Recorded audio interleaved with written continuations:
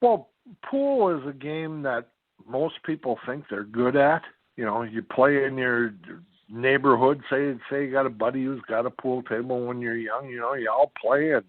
You know, especially in 8-ball, you say, "Hey, I won a game. I beat you on. You know, I'm as good as you are. I beat you in a game of 8-ball." That's kind of the attitude a lot of people have, and that brings up another interesting story. But perfect. Playing for, you had brought it up earlier, talking about Vegas and everything, about how some people might go out there and not do very well. It pertains to all sports, the mental aspect. You know, some people choke a lot. Everybody chokes sometimes. But there's a lot of people that when it comes down to the game-winning shot or the important shot or the one really important shot, is a lot of people choke, like they can't handle. They're either so afraid of failing, and I think there's a lot of people out there even afraid of success. Holy cow, I won this game. Now everybody's going to think I'm supposed to be good all the time, and I'm not.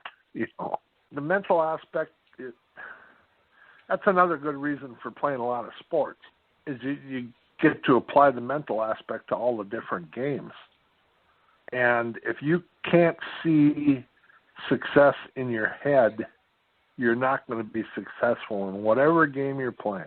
I agree totally. I think if you take a beginning player, somebody who's brand new, and if they have a background in anything competitive, I don't even think it necessarily needs to be sports. I think that helps, obviously.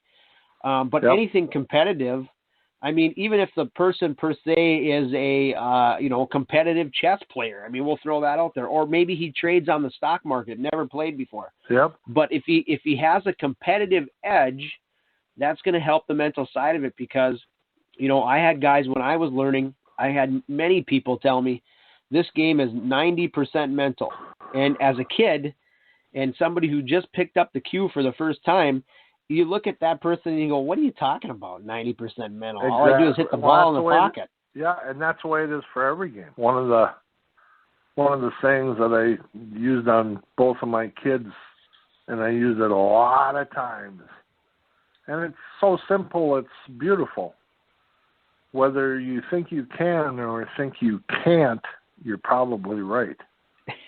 So if you're down over the table, getting ready to hit that 8-ball in, and you can't see it going in and winning, there's a pretty doggone good chance it's not going to happen. You'll hear a lot of the PGA players, when they're standing over a putt, say they need to see that putt go in the hole in their mind before they'll even pull the trigger and hit that putt. The mental visual is huge. There's a really good book that it's about tennis, but it's more about the mind, called The Inner Game of Tennis, that would help anybody in any game, but I think it's especially helpful in a game like golf or pool, the mental aspect of it. I've seen over the years hundreds and hundreds of people, as they get into a game, you can just see they get to a point where they are just so lost and mixed up in their head. They got so many things going through their head that they just can't cope with it. And that's when you see people fail or choke. I've seen it all the time.